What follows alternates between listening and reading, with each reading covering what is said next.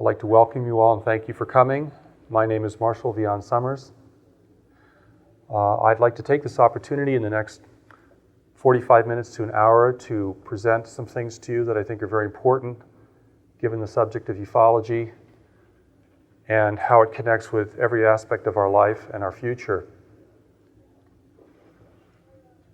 For the last 20 years, I have been in the process of studying and receiving a very unique body of work called the Greater Community Way of Knowledge. And before that, I had been a spiritual teacher and a counselor. Prior to that, I was a special ed teacher, educator for the blind. For the past 20 years, however, I've been involved in private with a small group of students, studying a different kind of knowledge and wisdom. A knowledge and wisdom that I have not seen elsewhere in the world. I'm not claiming to be the only person who knows some of these things, but it was certainly something very unique, something that I had never seen before, had never read before, had never heard before, much of it. While there is knowledge and wisdom that is universal and timeless, there are certainly things we need to know at this turning point in our history.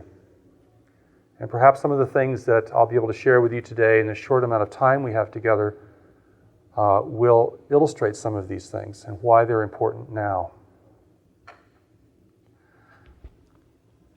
My role is basically one, for want of a better word, of a mystic and a seer. I have been called many other things, of course, but I think that most aptly describes the work that I do, and particularly the work that I do now. My connection to the field of ufology really has to do with the spiritual implications of contact, the theology of contact, how this will change and affect the way we see ourselves and our world, and certainly the spirituality of the universe around us, which I call the greater community, described as the greater community of intelligent life. And by greater community, I don't mean a big happy family out there. I don't want to give the indication that it's all united and in concert with each other, but rather an immensely diverse array of intelligent life representing every stage of evolution and countless expressions beyond anything we could even speculate about. Much of the speculation that has occurred around contact with other forms of intelligent life has projected, I think, a set of ideas which we must question out of our practical and innate wisdom. And I'm going to be talking about innate wisdom today because it's very important in approaching this phenomenon, and I'm sure many of you will agree that this is the most important event in human history. I certainly feel that way, and I hope I can make a contribution to understanding what this contact may really look like and may really be, based on what has been revealed to me. In my role as a seer, I'm able to gain information that's out of the ordinary, out of the box of normal human understanding. And I've taken the time to critically evaluate that information and these sources which remain mysterious. I feel that to bring this kind of perspective into the general conversation is very important because we know from 50 years or more of ufological research that we're really only able to address perhaps the first of four fundamental questions. The first being, what is happening? Why is it happening? What does it mean? And how do we prepare? It's very important for us to now move on to the second three questions. I think it's pretty evident to anyone who intelligently looks at the phenomenon of the extraterrestrial presence in the world, the phenomenon of UFOs, that somebody is flying in our skies and operating here in a clandestine manner. Unwilling or perhaps unable to reveal the nature of their purpose here.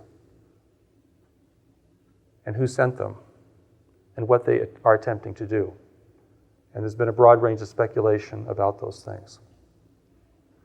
So in my presentation and in my writings, I address these three questions head on. And I'd like to share with you today what has been revealed to me and what I see. And I'll give hopefully a concise presentation since I don't have a lot of time and it's a very big subject. And I will not be able to cover every aspect of this topic, certainly. And then open it up for discussion, questions or comments, and I hope you'll feel free to participate. It's become clear to me that there is a greater darkness in the world, a growing darkness in the world. A darkness that in some aspects we can define, but in others we can't. It's certainly not normal times we're living in. And I think we feel that within ourselves. We certainly see the signs of extraordinary change and very possible disruption or even catastrophe for the experiment of civilization and for the human family as a whole. Perhaps you yourselves have felt a sense of impending change, a kind of change that leads to anxiety or concern. But take a moment now within yourself and consider if this has been your experience. And if it has, what kinds of things are alarming you or concerning you about the direction that humanity is going in?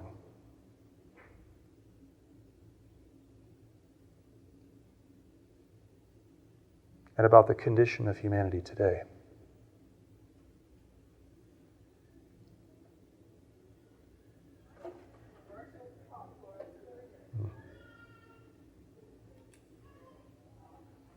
I'm sure for many of you, certain things come up right away as little cues, as little signs that we're not only dealing with poverty and war and strife and the normal tribulations of humanity, but there are certainly bigger events afoot.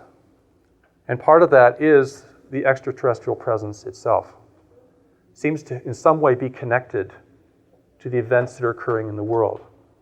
And that since the end of World War II, as has been so well documented by Richard Dolan, who I'm glad is here today, in his writings, this presence is growing stronger and stronger and more prevalent. And at the end of that great event, World War II, seems to have been a signal or a sign of great change that would involve forces and groups from beyond the world. The greater darkness, as I see it, is really a convergence of several very powerful events and changes that seem to be converging all around the same time, any one of which potentially could be extremely serious and concerning. So we have a situation now where our future looks very divisive.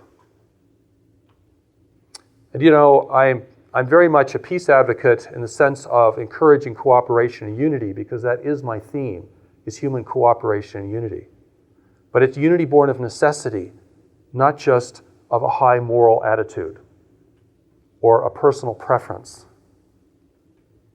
But it is not a time for peace, because it is a time of change. And change and peace don't go very well together. Now, I'm not saying I'm justifying war and conflict, but to insist that people and nations be peaceful at a time of such monumental change is a bit, I think, unrealistic and doesn't take into account what people have to go through to change themselves and to deal with change in their environment. And this greater darkness that I'm describing certainly together represents an immense change in our environment. And now we bring in this other element, the extraterrestrial presence in the world today. I'm glad being at this conference I can talk about this freely. It's often a subject that when I do presentations outside of an environment like this is difficult to broach. But even in this environment it can be difficult because we all have certain ideas and views about what this means as we try to gain an understanding of it and see why we feel so connected to it. why it's influencing our lives. So in the few minutes I have, I'd like to talk about this extraterrestrial presence and inform you of what has been shown to me, both through teaching in Greater Community Way of Knowledge, which has shown me a knowledge and wisdom unlike anything I have seen in the world, and also what the Allies of Humanity briefings have revealed to me. And I took a long time to consider this information because I knew that I would have to represent it. I would have to know, is this really true? Am I willing to put my life on the line for this?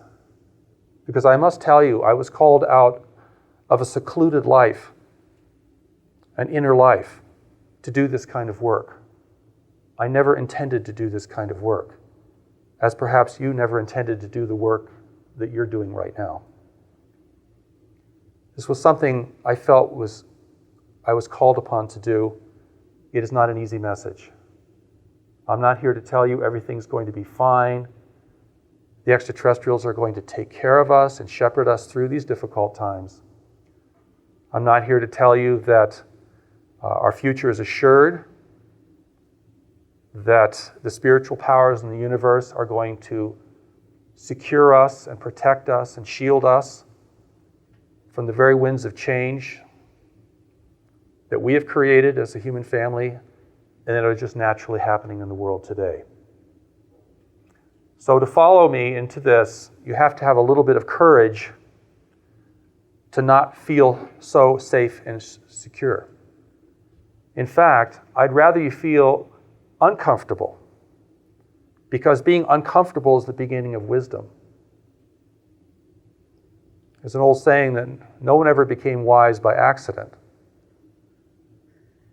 Being uncomfortable with something is the beginning of really seeing, looking, and knowing.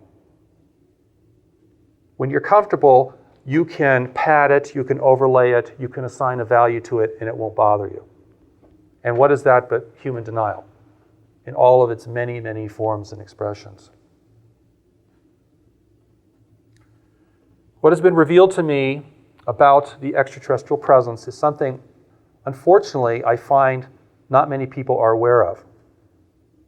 Though, in a sense, it makes perfect common sense to think about it. And I should preface what I'm about to say by telling you that I recognize that contact is the most important event of our lives, and that we have a great future in space if we can survive and move forward from this period of transition. And I do not call it a new age. Age is a very long time. Period of transition is probably a better term.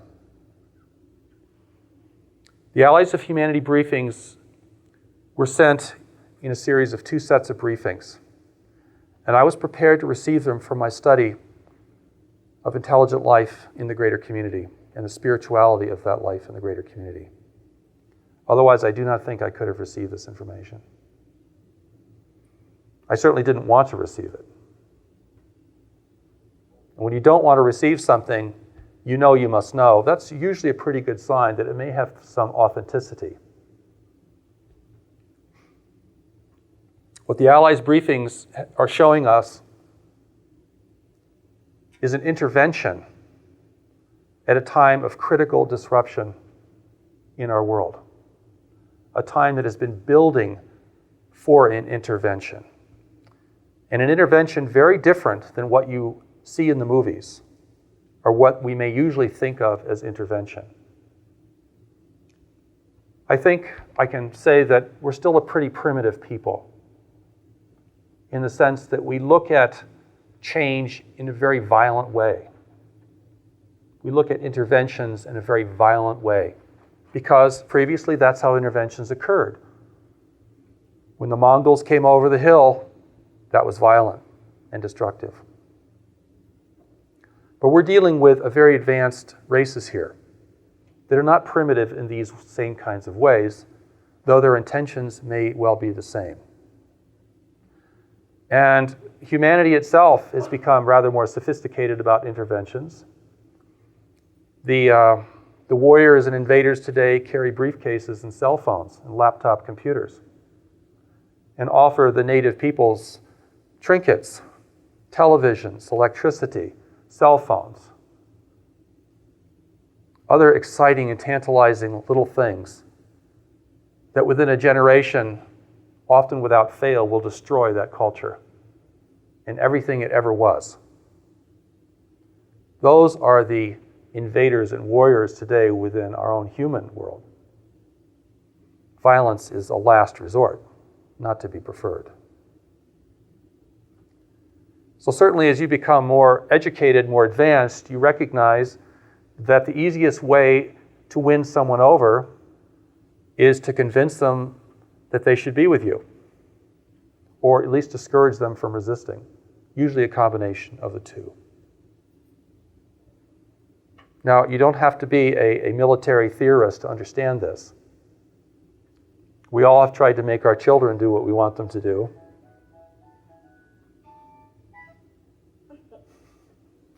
We've all tried to make our children do what we want them to do through various forms of persuasion, threats, promises, trinkets, gifts, ice cream, future disaster, whatever it is. We've kind of run the gamut by the time our kids survive their teenage years. So we know about these kinds of things. This is not really new.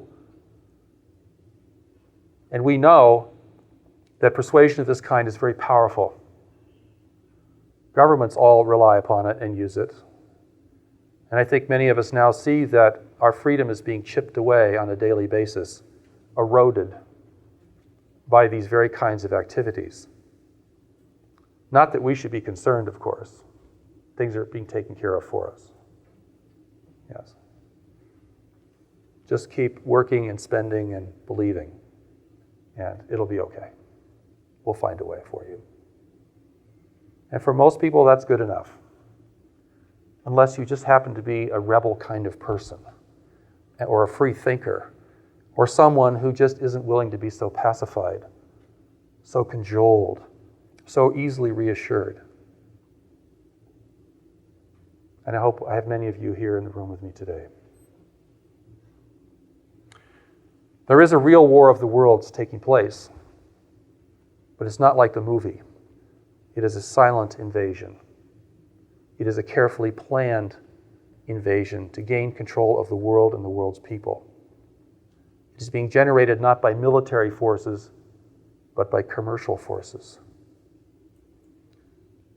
The closest I can describe to those commercial forces, perhaps, and this is not really a very close analogy, would be a multinational corporation who extends its influences all over the world and has many different people from different nations working for it. We know about this. And they're very effective at getting what they want where they want it.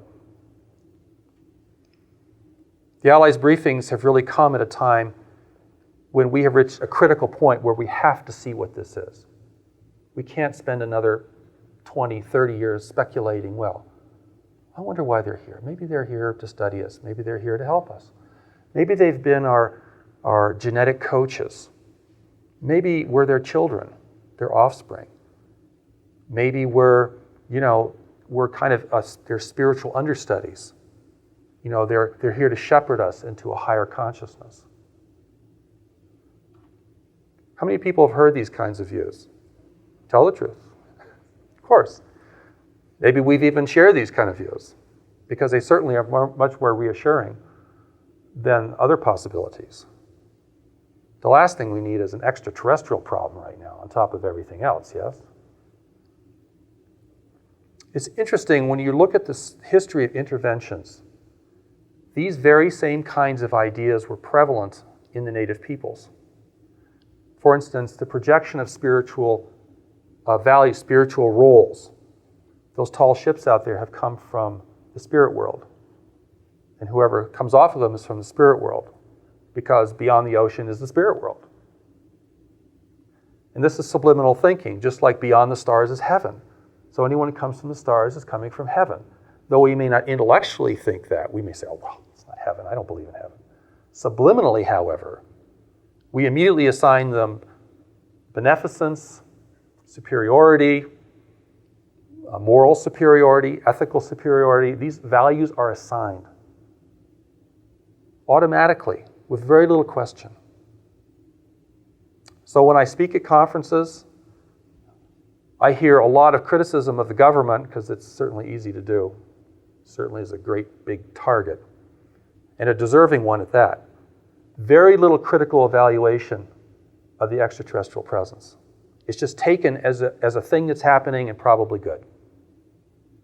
And the anthropocentric view, the view of everything being human in the universe, we project that anthropocentric view, onto the universe. So the universe is governed by human values, human spirituality.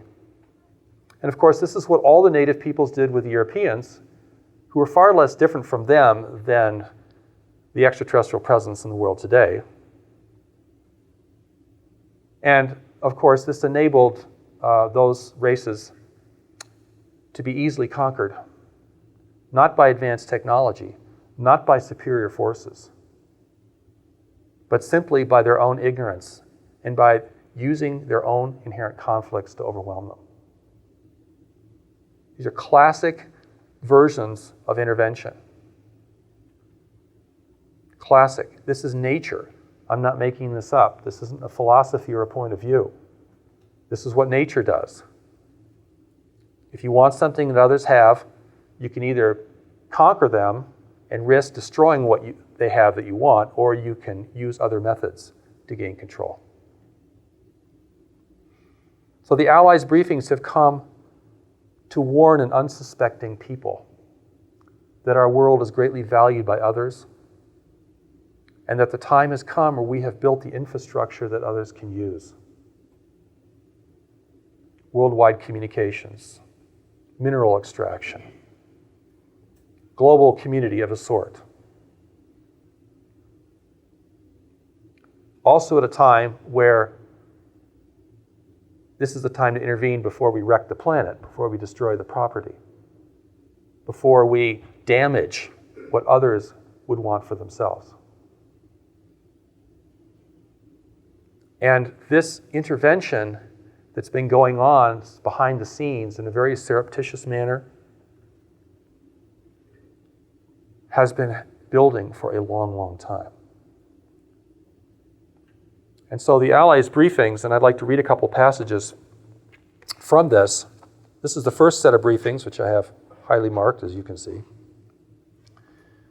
This is from the second briefing, The Challenge to Human Freedom. You are emerging into a mature and complicated set of circumstances. Here you cannot be like little children and believe and hope for the blessings of all whom you may encounter. They go on to say, we come not to incite fear, but to provoke a sense of responsibility.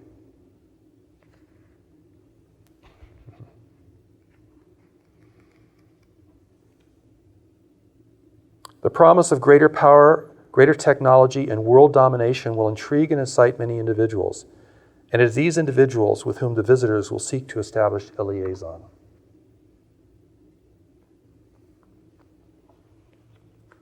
So let me just try to clarify a few points about the Allies, since there's always questions about who are the Allies and how are they different from those who are here, and how can we trust what they say, and isn't this just another form of deception, and all these kinds of things.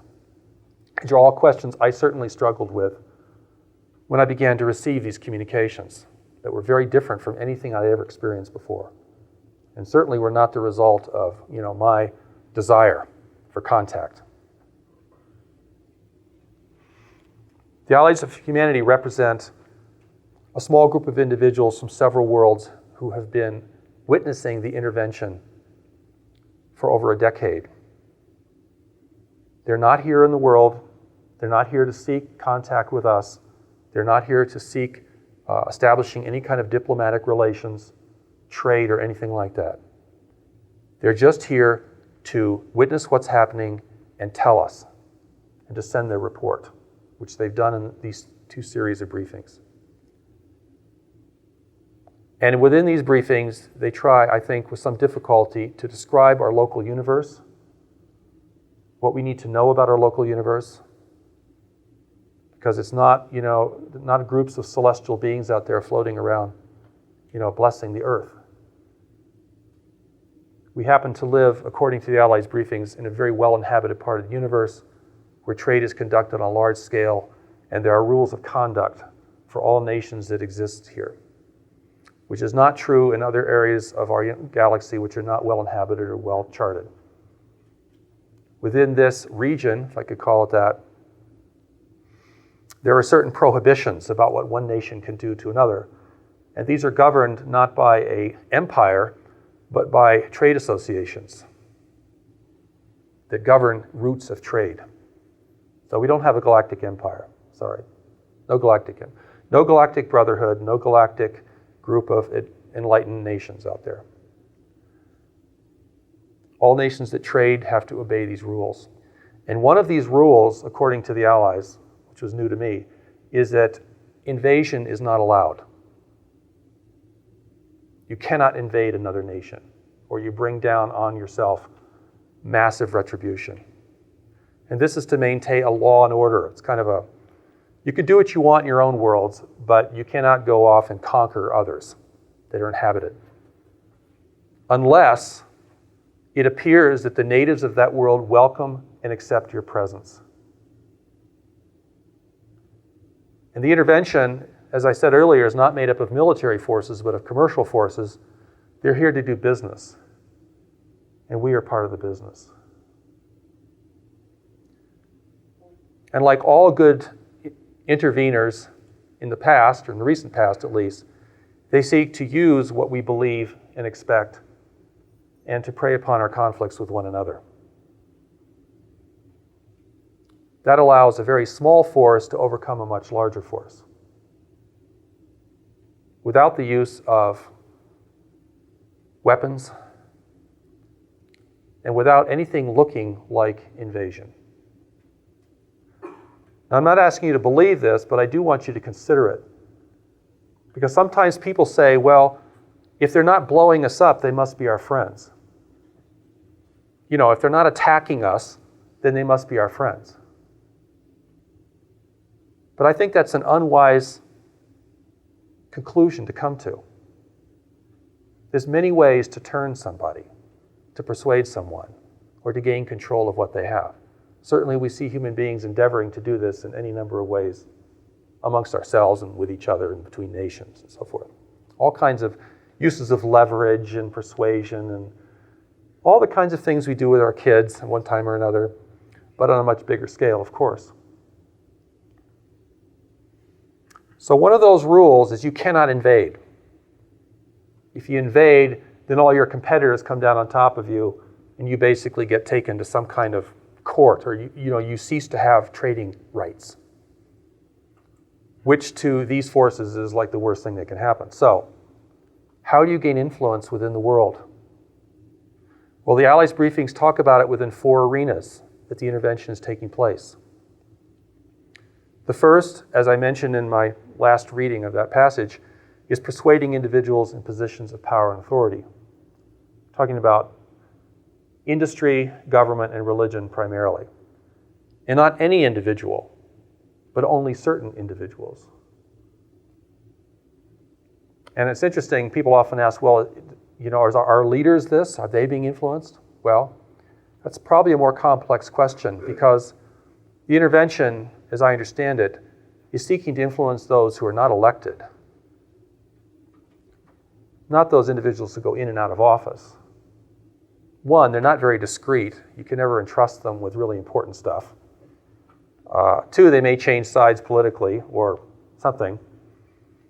This is entrusted individuals who you and I would probably never see, who really hold the aces in these arenas of power. And they are promised, my God, what are they promised? How easy to persuade them. If you're a religious leader and you were offered the opportunity to make your religion the world religion and to extend it beyond the world so it would have influence in space, what true believing religious leader could turn down such an opportunity, particularly by a race who appeared to be so advanced? What business entrepreneur could turn down an opportunity to get some little trinket from space that would be worth a fortune, particularly from a technologically advanced society. What governmental leader would not want to be given the assurance of world power, or world influence at least, greater world influence, or military superiority over their primary competitors? Now see, I'm a seer. I'm not supposed to be talking about this sort of thing. But this is what is, as I see it. You don't have to see things like this, but it's important that you look. Because otherwise, we'll give away the keys to the kingdom for a few trinkets of technology, for promises of free energy, for answers to our unanswerable questions, for a quest for enlightenment.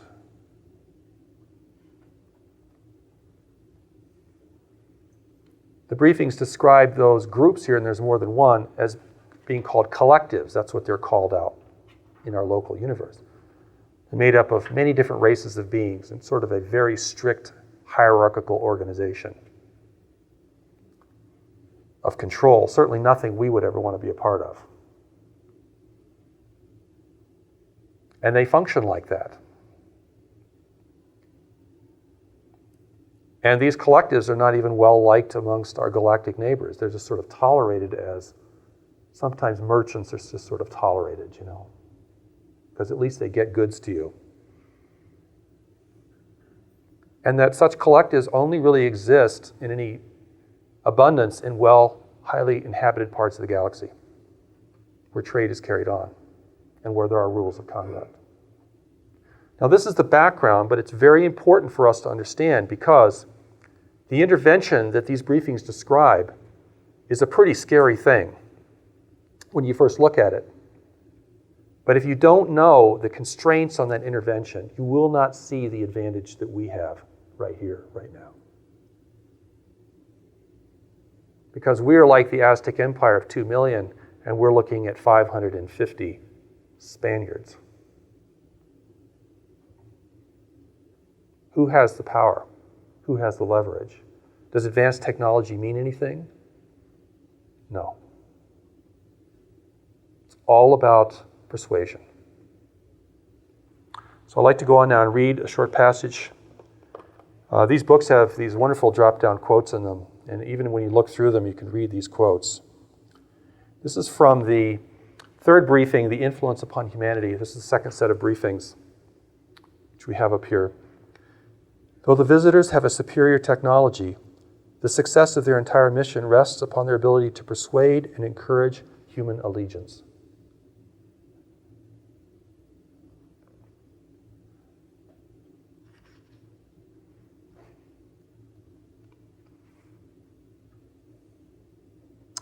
It goes on to say in the next chapter on the collectives, this whole briefing on the collectives and how they're ordered and how they function and how they like to present themselves, particularly to very spiritual, superstitious people like human beings who are governed not only by reason but also by belief and lots of very powerful emotions. So you find out what the local tribe believes in, and then you become that for them, or you promise them what their priests and witch doctors cannot provide. Things like televisions and cell phones and stuff like that. With the deterioration of your natural environment and the rapid depletion of your essential resources, you are moving into a position of extreme vulnerability and powerlessness in the universe.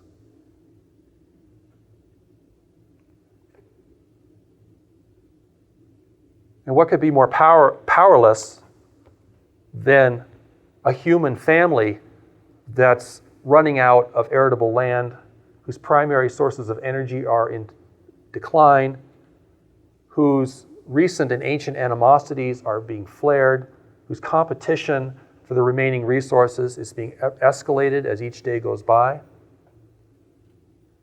What could put us in a weaker position than that? And who will come upon the scene 10 years from now offering us the answer? As a promise, certainly.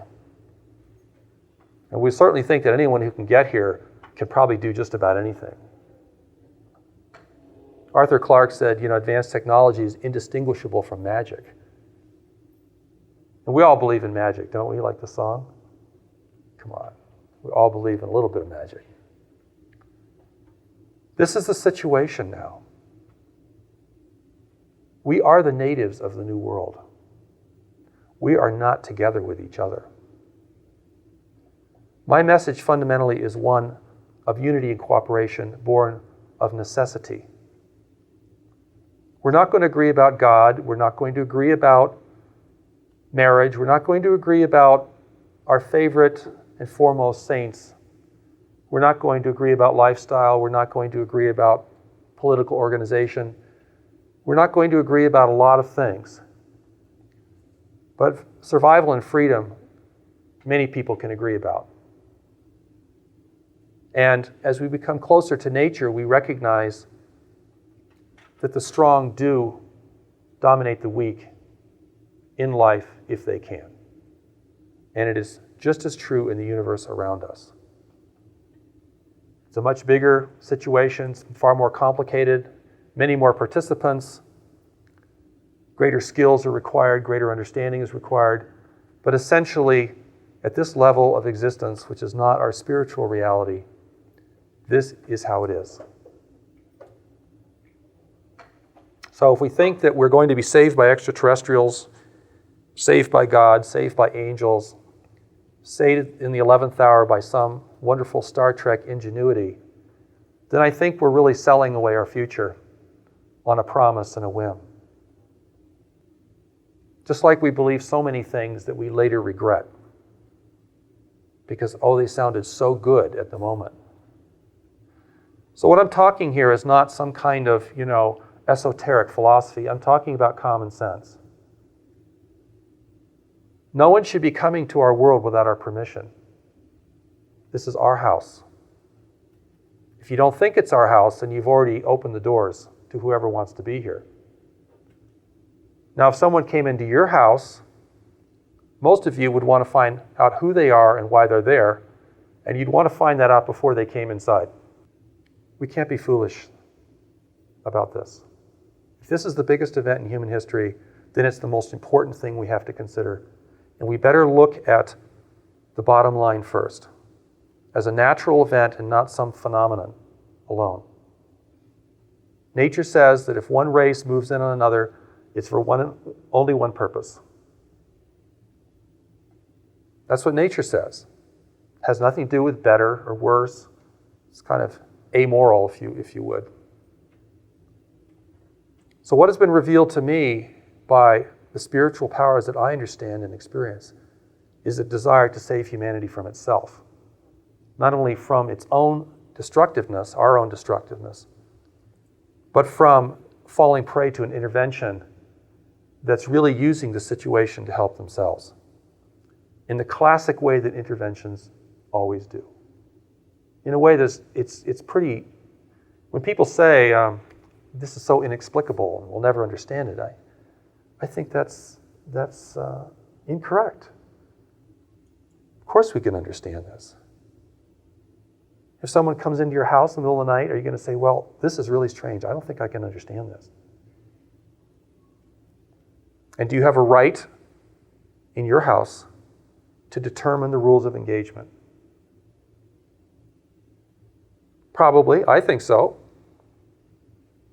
You have the right to determine the rules of engagement. As it is now, the rules of engagement are being determined for us, and we are being persuaded that it's in our best interest to accept it. Just like the war in Iraq, it happens and then we're persuaded it's in the best interest for us to support it. Just like so many other things that we can think of that happen without our permission, and then we are persuaded to agree and to support. Or if nothing else, just simply to become cynical and throw up our hands, as so many people do today. So when I present the Allies briefings, which by the way are presented very, very, very compassionately. I mean, there's nothing hard. It's very compassionate, as if they have more respect for us than we have for ourselves. And why would they take the time to do this? Because they don't want to see another fallen nation in their part of the universe, in their neighborhood. It endangers them. They have a self-interest. They don't want to see another beautiful world exploited and mined. And of course, there are people who think they're bad extraterrestrials, and the good extraterrestrials are going to help us against the bad extraterrestrials. But that's like the Portuguese telling you that the Spaniards are bad and you're the native peoples of South America. And you need the Portuguese to help to protect you from the Spaniards. Aren't you saying the Allies are the good ETs, though, that aren't helping us? The only help they can give us is to share their wisdom and to show us what we cannot see from down here on the ground. They're not going to intervene on our behalf. They're not going to fight galactic warfare to preserve the Earth. In fact, they're really acting as spies on our behalf, so clearly they want to remain hidden. And we either accept their offering or we don't. I can't prove to you that it's real because this kind of truth has to be self-evident. No one's going to prove to you whether an extraterrestrial is good or bad. It has to be self-evident. But real self-evident truth cannot be based upon preference or fear. You just got to get it. That's the most loving thing you can do, is just get it.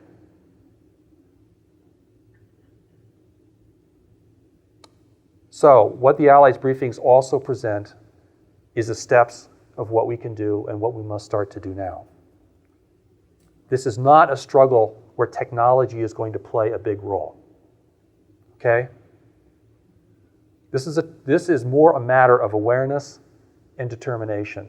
Humanity will survive because it's determined to survive and has the courage to do whatever it takes to make it. Okay? We can't talk about higher truths or enlightenment if the world's going to be lost.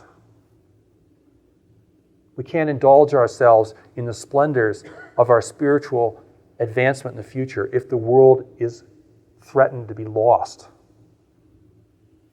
to us. Now, the intervention itself does not seek to destroy us.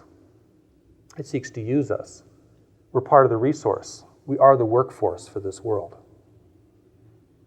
And we've all heard about the abduction phenomenon, hybridization, these kinds of things that are always kind of the dark side of ufology, that some people who are looking for the good times ahead really don't want to deal with. The Allies briefings don't go into it in much detail. They simply say it's to prepare a new leadership for humanity that's bonded to the intervention. Of those who look like human beings, can survive here, can breathe our atmosphere, have enough biological resistance to function in a world of this biological diversity, whereas those who live in spacecraft do not have any defenses against the unlimited number of biological agents in the world here. So regardless of their technology, they cannot survive here. They do not have the biological adaptation to do it. So their hybrid leadership will do it. So the next time you hear about indigo children and, the human ET, wonder children, and all kinds of things that are spiraling now around that sound so great, every, bright-looking child, every precocious child is now an indigo child, maybe. You have to really think about what you're saying.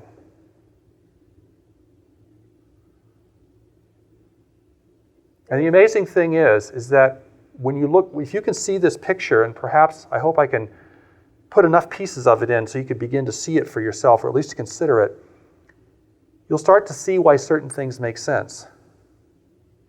You'll start to see why any government that knows anything about this could never tell their people. Ever. And they won't. Okay, so banging on the Citadel walls is not really going to help that much. It shows you why nobody wants to deal with this. Because I think people are inherently afraid of intervention. Because every time any human civilization creates something really good, for those of you who are students of history, what's the one thing that threatens it? Intervention or internal discord. The next nation over now wants what you have, and they come marching on you. History, it's just cycles of this.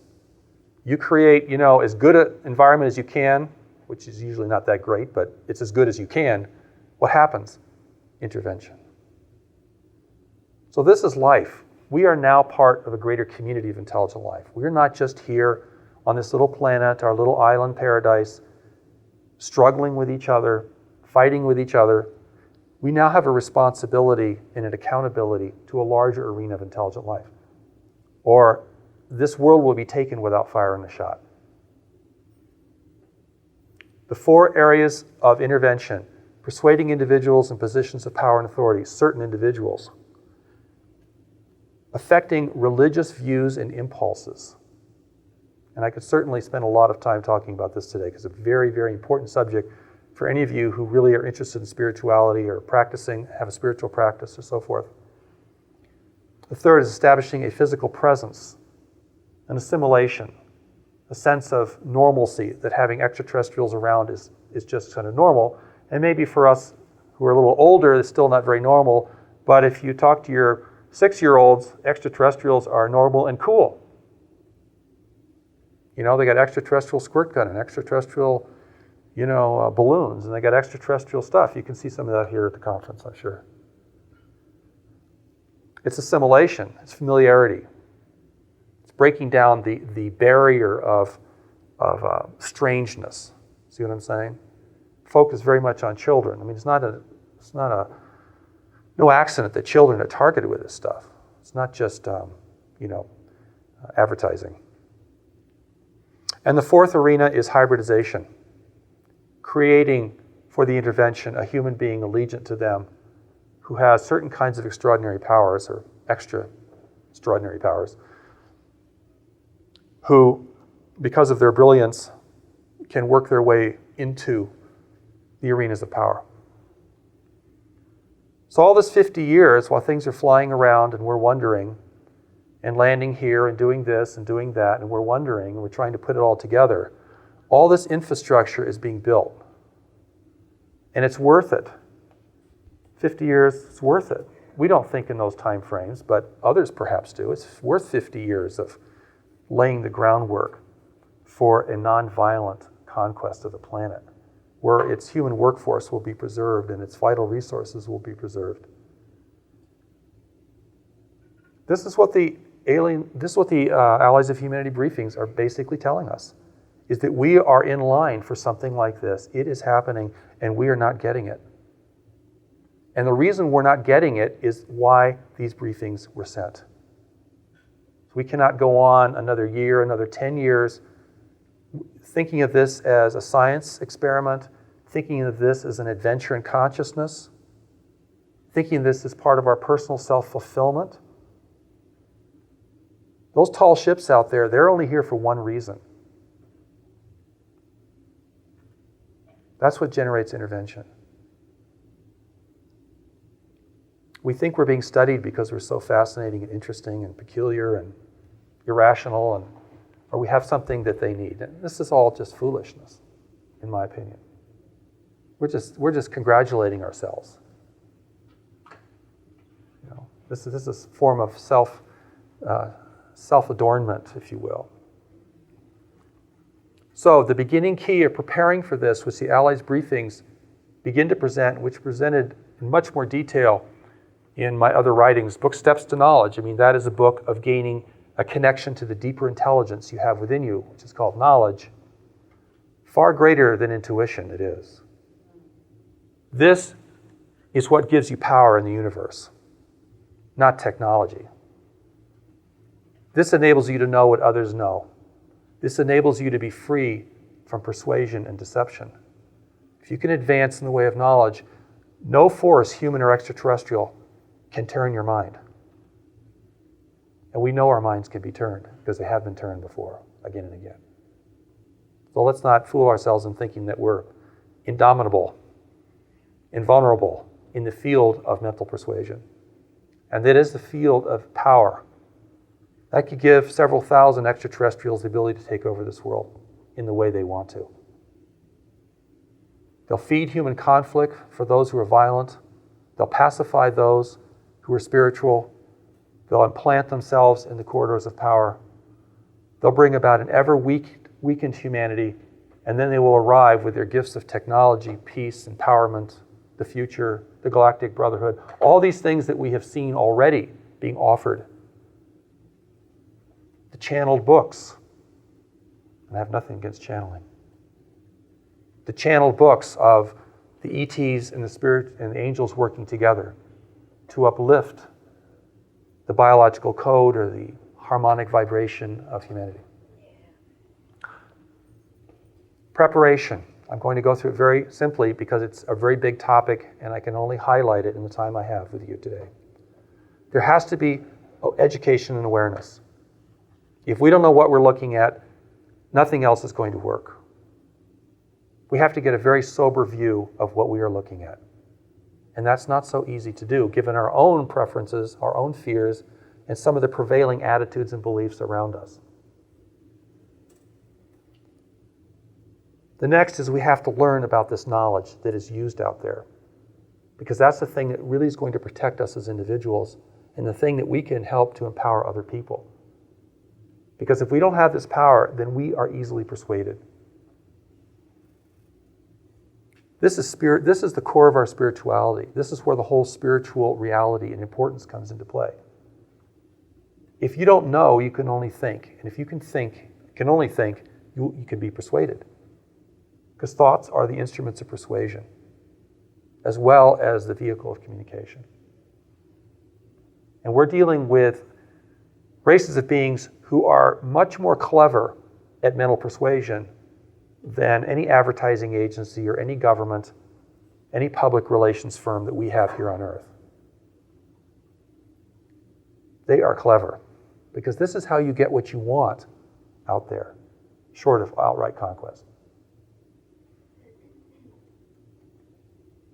When we see that we are the native peoples of our one world, we will see that that is a position from which we must unite and care for what we have, to protect this planet and its resources, to create a sustainable future for ourselves.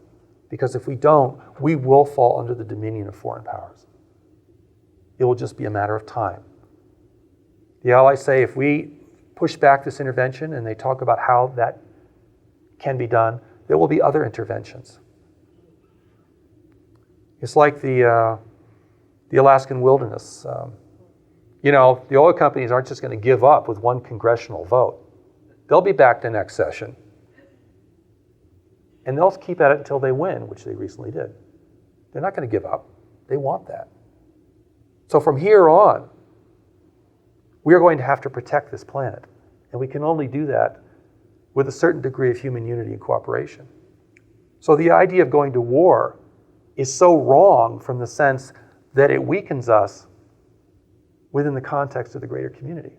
It's not just wrong for the usual reasons that we ascribe. It's the last thing you want to do. We should be building bridges. And this is the one thing I must say, in my view, that could unite humanity. I don't think anything else could unite humanity except something like this. But who knows about it?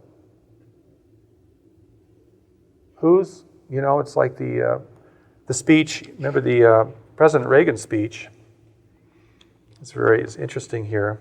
In our obsession with antagonisms of the moment, we often forget how much unites all the members of humanity. Perhaps we need some outside universal threat to make us realize this common bond. I occasionally think how quickly our differences would vanish if we were facing an alien threat from outside this world. This is Ronald Reagan's speech to the 42nd General Assembly of the United Nations, September 21st, 1987. Wow. You have nothing to fear but fear itself.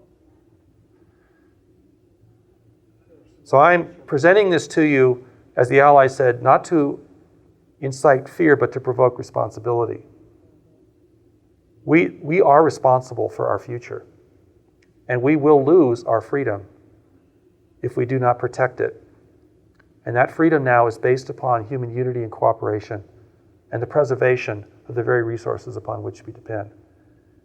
This is a kind of necessity that may have the power to overcome the tribal and national animosities that still pitch us against one another and the specter of competition for future resources, which could throw our world into a series of conflicts greater than any world war we've ever known. And I think that in a way, this is the most dangerous threat we've ever faced, but it's also the one opportunity. And so I balance these two things together. And I want to do this in a way to inspire you to see, to know, and to act. Not to withdraw, not to retreat, not to shut down, not to go back into a preferred scenario, but to really keep your eyes open, your ears open, and to allow yourself to be uncomfortable. Because being uncomfortable is a sign that knowledge is moving within you, that you're aware of something that you can't easily dismiss, that you're willing to be with something that's hard to be with, that you're willing to face a truth that you must face at some point, and better now than later.